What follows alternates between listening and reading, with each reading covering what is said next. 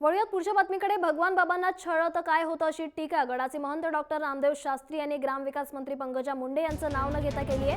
अहमदनगरमधल्या श्री क्षेत्र भगवानगडमध्ये भगवान बाबांच्या 52व्या पुण्यतिथी निमित्तानं ते बोलत होते। तसंच महाप्रसादाच्या भाकरी बंदीच्या निर्णयामागे पंकजाच असल्याचाही आरोप त्यांनी केलाय।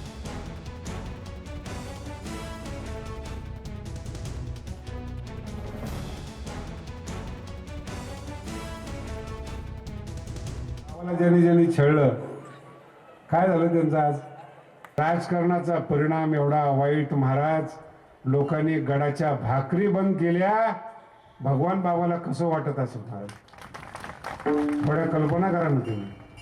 भाकरी बंद केल्या, गडाचं अन्नदान बंद पडलं पाहिजे, एवढे वाईट माणसं पुन्हा गडावर नाही आले पाहिजेत ही बाबांच्या चरणी प्रार्थना। एक जरी सज्जन तुमच्या जीवनात मित्र असला ना तरी जीवन परिवर्तन होतं।